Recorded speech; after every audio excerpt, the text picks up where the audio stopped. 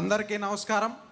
2014లో విభజన జరిగినటువంటి రాష్ట్రంలో ఉద్యోగాలు పరిశ్రమలు లేక ఆనాడు ఆంధ్రప్రదేశ్ అంధకార ప్రదేశ్గా మారితే ఆనాడు మనకు కనిపించినటువంటి ఏకైక ఆశాదీపం బ్రాండ్ సిబిఎన్.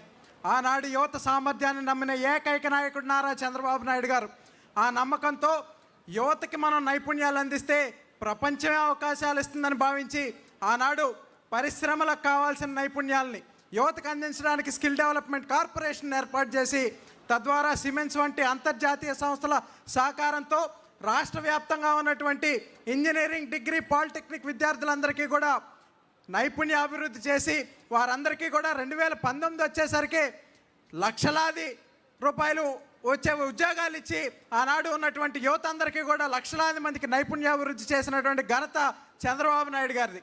మరి ఆనాడు మనం చూసుకున్నట్లయితే విభజనతో నలిగిపోయినటువంటి రాష్ట్రానికి మరి ఒక నైపుణ్య విప్లవం ద్వారా కొత్త ఊపిరులుది ఇండియా స్కిల్ రిపోర్ట్లో సైతం ఆంధ్రప్రదేశ్ని అగ్రభాగాన్ని నిలిపిన నాయకుడు మన నాయకుడు నారా చంద్రబాబు నాయుడు గారు. అదేవిధంగా 2019లో మనం చూస్తే ప్రతీకారేచ్ఛతో రగిలిపోయినటువంటి నాటి పాలనలో యువత పడినటువంటి ఇబ్బంది, నైపుణ్యాభివృద్ధి కేంద్రాలన్నీ కూడా నిర్వీర్యమైపోయాయి.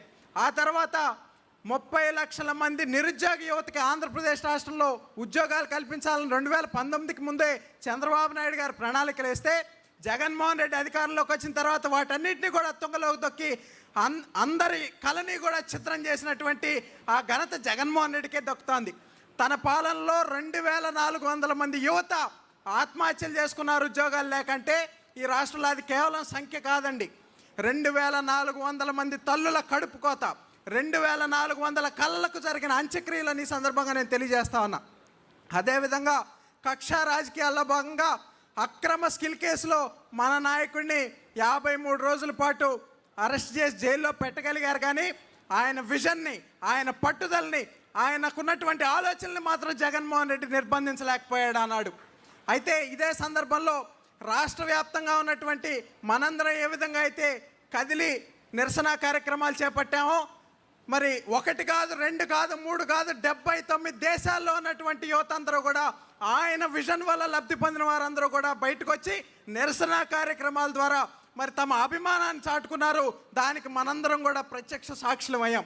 వీటన్నిటితో ఆనాడు రాష్ట్రంలో ఉన్నటువంటి యువత ఈ కక్ష రాజకీయాలు మాకొద్దని విసిగిపోయి ఒక స్పష్టమైన తీర్పుని 2024 ఎన్నికల్లో ఇచ్చారు. మాకు రివెంజ్ పాలిటిక్స్ కాదు, రిజల్ట్స్ ముఖ్యం అన్నారు.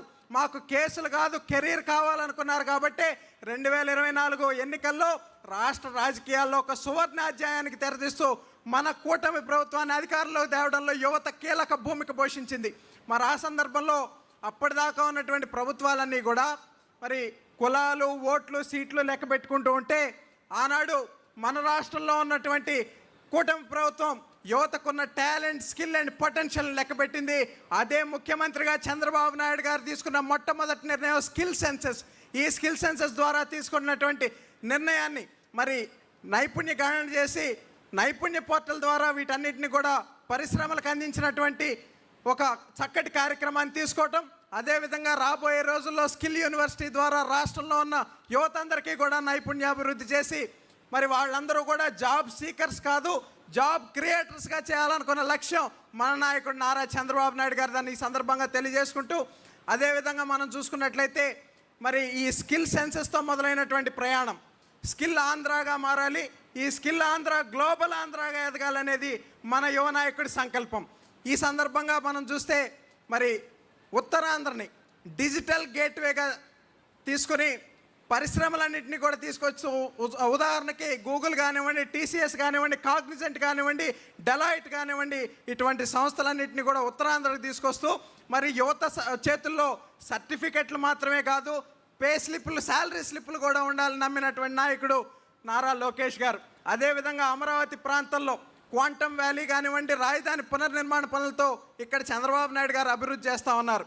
మరి గతంలో జగన్మోహన్ రెడ్డి రాయలసీమను ఒక ఫ్యాక్షన్ సీమగా, రాళ్ల సీమగా చూపిస్తే మన నాయకుడు లోకేష్ గారు ఆ ప్రాంతానికి రాయల్ ఎన్ఫీల్డ్ని, డిఫెన్స్ యుద్ధ విమానాల తయారీ కేంద్రాన్ని తీసుకొచ్చి రాయలసీమ అంటే రాయల్ సీమ, రక్షణ సీమ అని చెప్పినటువంటి నాయకుడు మన నాయకుడు లోకేష్ గారు.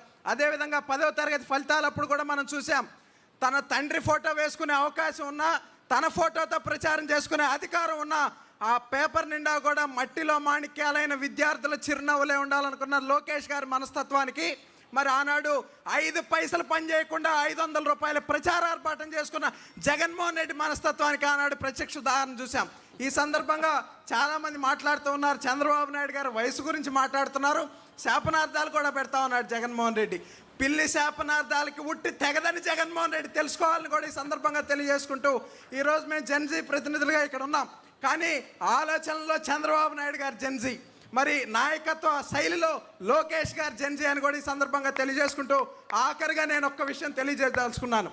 చాలామంది నేడు రెడ్ బుక్ గురించి మాట్లాడుతూ మరి ధర్మాధర్మాల గురించి మాట్లాడే స్థాయికి వచ్చారు.